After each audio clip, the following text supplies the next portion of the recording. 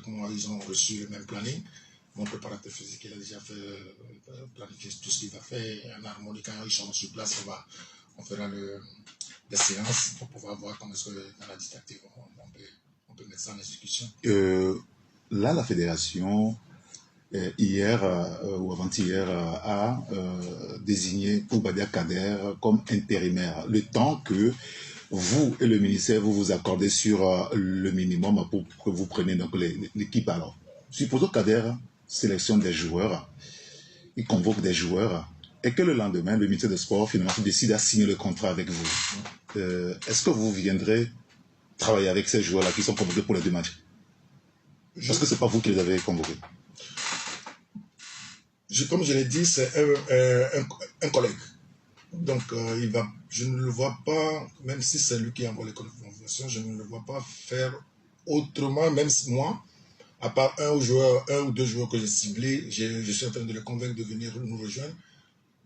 La majorité des joueurs qu'il va convoquer, c'est ce que Diorté convoqué.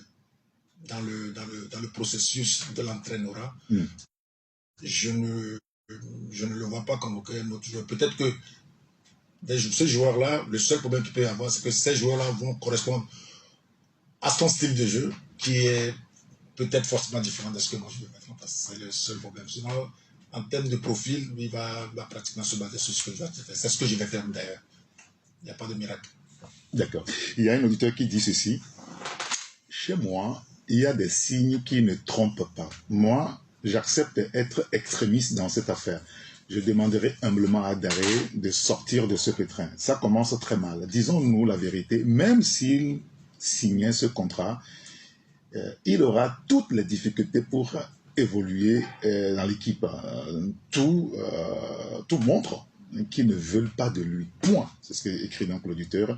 Le reste n'est que de l'hypocrisie de la part du ministère et de la fédération, parce que tous les deux structures, il y a des taux qui circulent. Madame ministre des Sports n'aime pas les anciennes gloires du Togo. Hier, c'était Adebayor. Et on se disait que lui aussi, il était un cas. Aujourd'hui, voilà ce qu'elle fait avec Daré, un entraîneur intègre et sérieux. Elle lui reproche quoi? Voilà, c'est un message. Il y a une tonne de messages ici. Non, ça peut avoir de son avis. Bien sûr, c'est le commentaire. Mais il y a...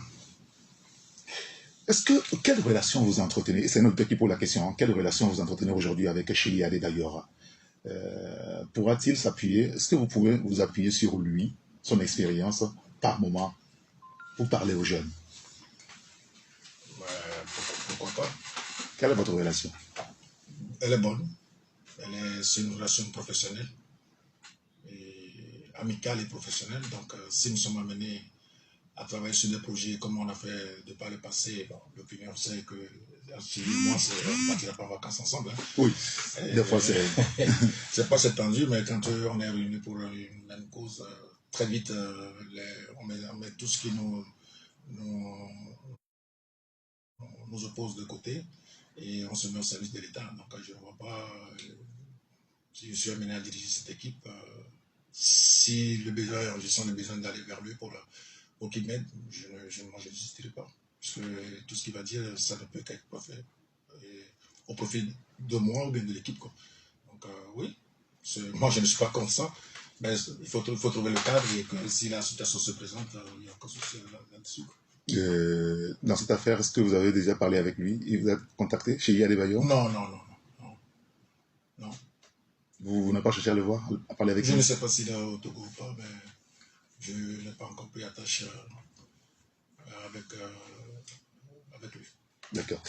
Alors, on va clôturer donc cet entretien. Libambé Daré, ce qu'on sait aujourd'hui de ce que vous nous dites, c'est que ce que le ministère dit avec des chiffres à l'appui, que c'est ce que ils ont décidé, vous n'avez jamais été mis au courant de ça, et qu'il n'y a aucun problème entre vous et Koubadia Abdelkader seulement.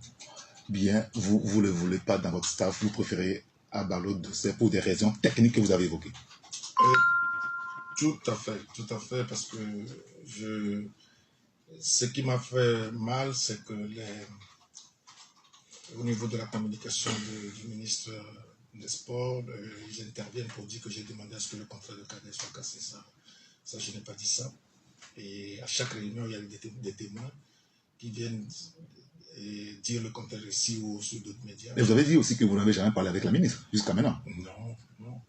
Donc, que l'opinion retienne aussi que je n'ai aucun souci avec Kader. Et moi, je n'ai rien imposé ici. En venant, je n'ai rien imposé.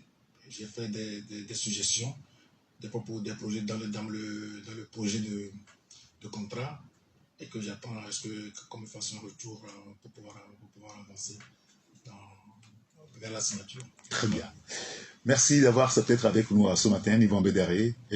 On vous souhaite beaucoup de chance. C'est moi qui vous remercie. Et on espère que vous serez véritablement le prochain sélectionneur des éperviers pour nous amener donc à voir un autre football peut-être pour le plaisir et la gloire des éperviers du Togo. Merci beaucoup d'être venu.